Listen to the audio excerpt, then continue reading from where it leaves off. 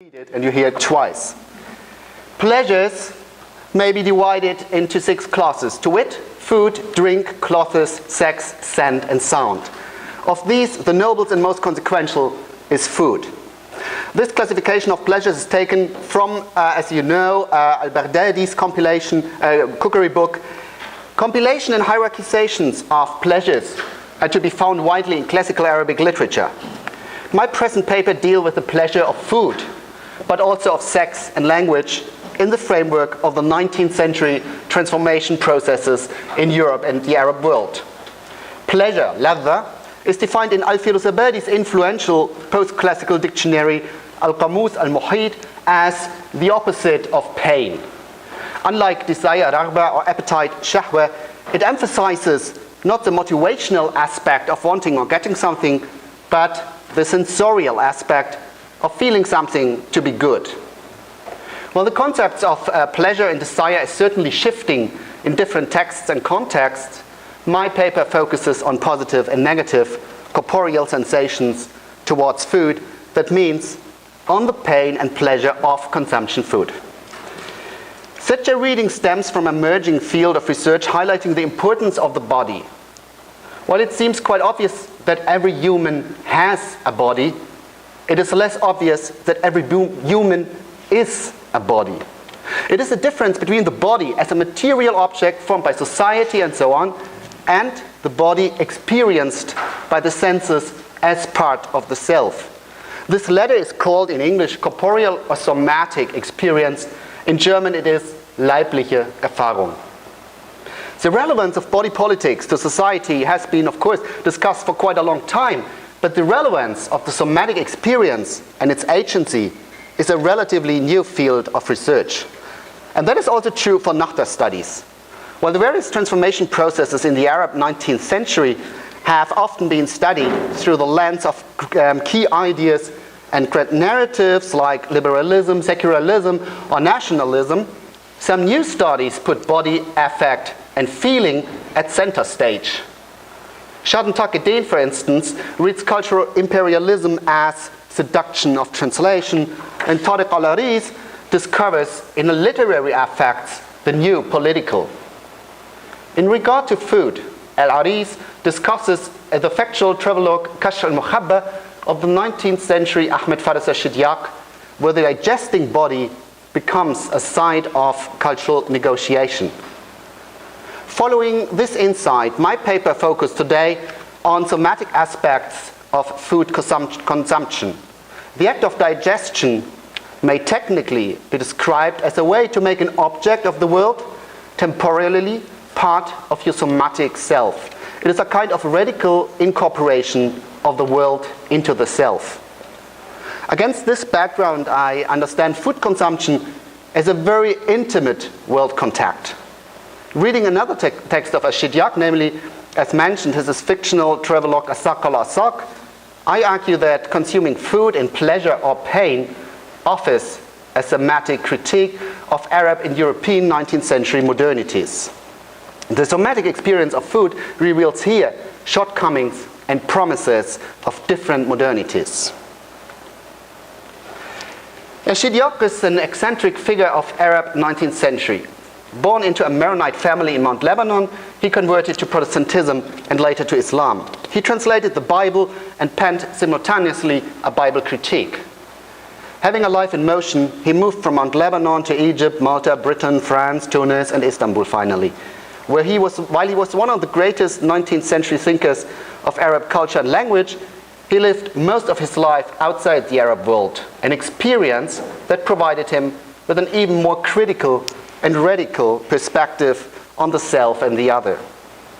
In Paris, he wrote and published at the beginning of the 1850s his literary work Asaq al-Asaq fi ma huwa al-Faryaq.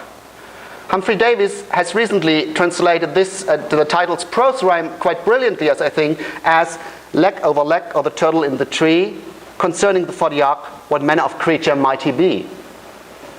It's a satirical, philological, and auto-fictional account of Shidyak's own life and opinions on Arab and European culture and society. It basically narrates the story of Al-Faryaq, who moves from Mount Lebanon to Egypt, Malta, England, and finally France. When he marries in Egypt, his wife Al-Faryaqiyya accompanies him on his journeys and offer, and that's quite new, a female Arab perspective. In my analysis, however, I concentrate exclusively on the protagonist's consumption of food. I analyze 5 different eating scenes, namely Al-Faryaq eating with the monks in Mount Lebanon, with Protestant missionaries in Malta, with Britons in Malta and in Britain, and finally with his wife in Egypt. And I discuss the protagonist's, okay, I hope you're fine. I discuss the protagonist's somatic experience in these eating scenes on 3 levels, namely the act of consumption itself, the manner of eating, and the metaphoric consumption when language is consumed like food. The protagonist loves eating, but most of the eating scenes are full of pain, not of pleasure. That is because Al-Faryaq is a notorious unlucky fellow. His experiences are not only, he experiences not only the occasional bad luck, but his misfortune is part of his very nature and body.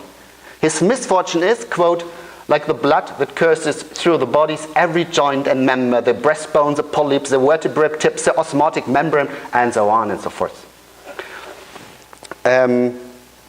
Misfortune is really part of his own body, and as a consequence, he experiences all the social and cultural drawbacks in his own body. He feels them. This kind of misfortune is a handicap, of course, on the one side, but a gift on the other side. It is an idiosyncratic aesthesia or sensibility for problems. Often, before he intellectually understands a problem, he somatically feels it. Somatic sensations offer an a priori ground for intellectual reasoning, and in this regard he anticipates to some degree the 20th century new somatic phenomenology of philosophers like Hermann Schmitz, for instance. One day, Al-Faryaq enters a monastery in Mount Lebanon and eats with the monks. The monk's dry bread nearly breaks one of his teeth, and the lentils cause a pain in his stomach, after which he starts scratching his belly and his skin gets raw and bloody. The shortcoming of Catholic asceticism are first to be discovered by the body, and only later by the mind. Being a poet, Al-Faryaq wants to take this self-healing revenge by writing an invective hijab poem on the asceticism, but when he asks the monks for a dictionary, a qamus, they only understand words like jazus and caboose. And jamus, buffalo, spy, and nightmare. This reveals a double aesthetic abstention both to food and to language. The following morning, Al-Faryaq confronts a monk about his experience of ascetic food and language. There is no harm in eating good food like meat and even drinking wine, he argues. God wants man to enjoy his life, laugh, and have a strong bodily constitution. Otherwise, he wouldn't have created this kind of food.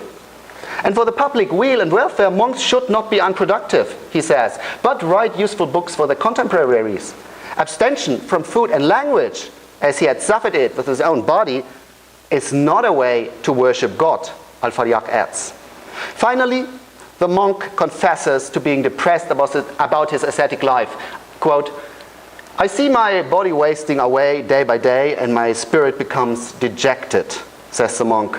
And in the end, he leaves the monastery and the protagonist concludes, satirically of course, I swear, if I were to free a monk or a novice, or at least a nun or a novice nun, every time I ate lentils, I would want to eat nothing else as long as I should live, and even if lentils consumed my body. May God reward the monastery well. This anecdote is part of Ashidyak's harsh critique of Catholicism, where the attitude towards the body and the Arabic language plays a central role. Importantly, it is the protagonist's unfortunate somatic experience that catalyzes and delivers this anti-clerical critique. While some of Assak's critique on Catholicism are influenced by Protestantism, the protagonist by no means experiences a better life with the Protestant missionaries. Fleeing from the Catholic Church in Mount Lebanon, he stays with a Protestant missionary in Malta. This missionary is used to eat nothing but pork. The pork head, the pork feet, pork liver, pork spleen, and so on. Following the tradition of Levantine Christians, the protagonist doesn't eat pork but feels disgusted by it. The foreign host doesn't recognize that his guests' quote, intestines grew lean and shriveled up until emaciation reduced him to a pitiful state. His molar becomes rusty, so little he ate, and that's such that Humphrey Davis brilliantly translated in the English. And Al-Faryak finally loses 2 teeth on each side.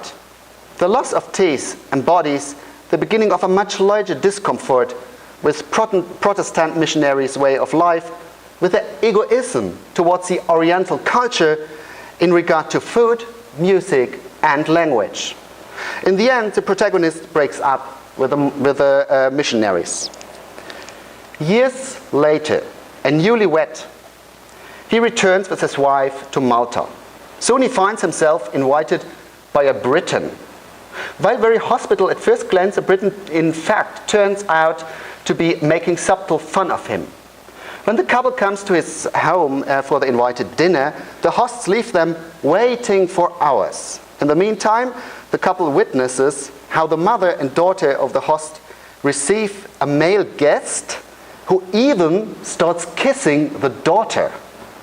The couple turn yellow and red in anger and embarrassment and start a matrimonial dialogue on the different kissing cultures.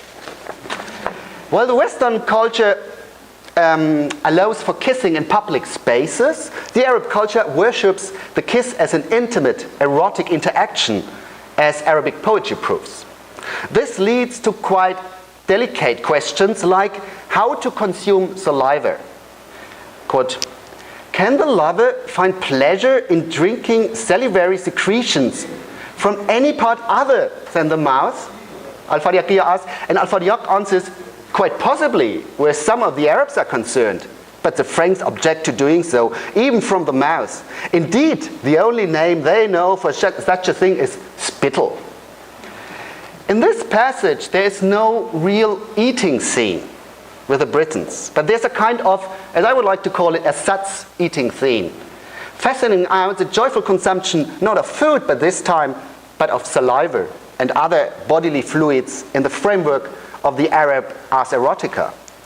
Significantly, the chapter's title is A Banquet and Various Kinds of Hot Sauce.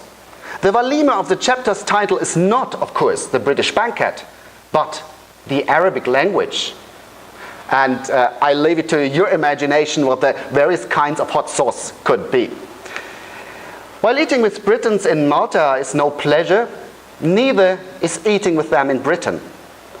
After the beginning of the Victorian era, the protagonists detect very well what later was called the body technique of Victorianism that excessively regulates, for instance, table manners. One must not eat or drink joyfully, the protagonist emphasizes, but, quote, their way of eating consists of snacking and picking and pecking and nibbling and tasting and testing and chewing over and over again, while their way of drinking consists of sipping little by little, bit by bit, drop by drop, slowly, listlessly, and unenthusiastically. While the protagonist here blames Victorian table manners for excessive regulations of eating, he at the same time celebrates pre-modern Arabic synonyms that can so accurately vivisect 19th century British modernity and its shortcomings in regard to the body and its pleasure. While Azak excessively expresses Al-Faryak's pleasure in the Arabic language, does it then also describe his pleasure in food? Embarking with his wife on a ship in the wide green Nile Delta in Egypt, he meets, quote, one of the greatest pleasures that makes his heart open, as the text literally says. Here, Al-Faryak enjoys the delicious food from the Egyptian countrysides in the daytime, as he enjoys the nights with his wife. The Toyiban, the two good things, namely food and sex, are here the greatest pleasures that makes his heart open. While insharaha sadruhu is an idiomatic Arabic expression for being delighted and rejoiced, the Somatic draws attention to the somatic dimension of such linguistic idioms. As Thomas Fuchs writes, die Leibvergessenheit der Moderne, the modern oblivion of the Soma, made us believe that all references and allusions to the Soma, of which languages hold so many, are only metaphors.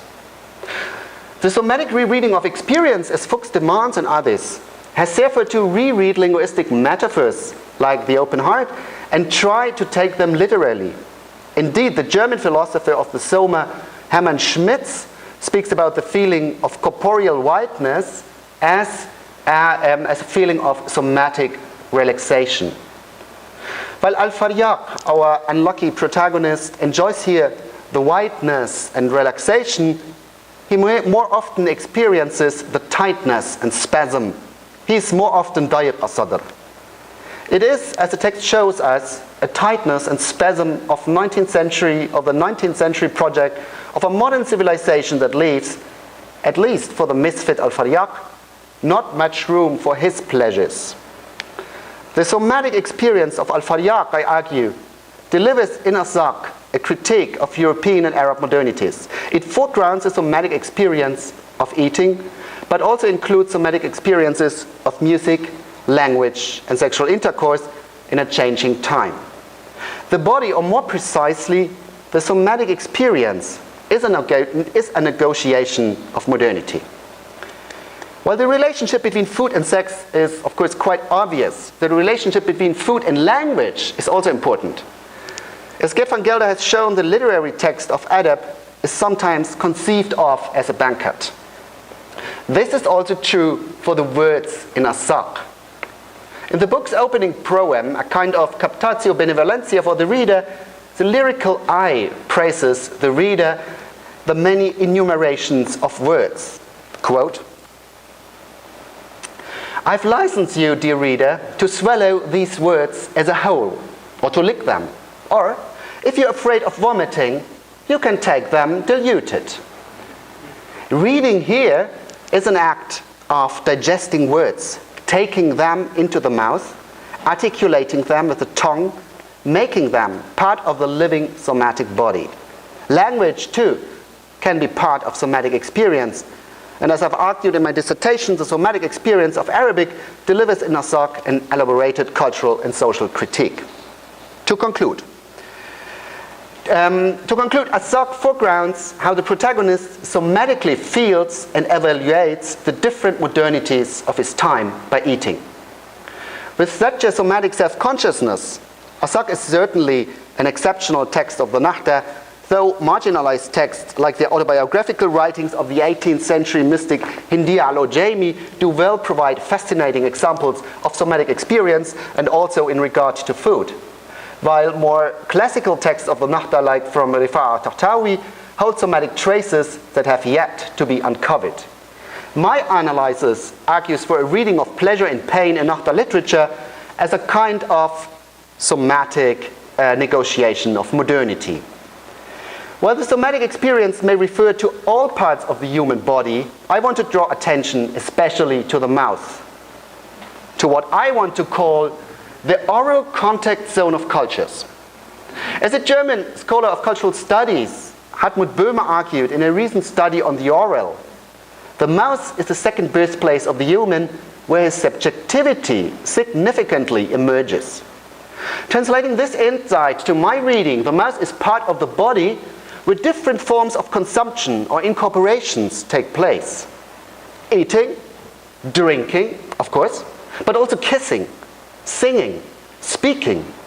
When we think of post-colonial zones of contact, we should also think of the mouth, how it feels to eat, drink, to kiss, speak, and how it feels to take a certain part of the world in the mouth. Thank you very much.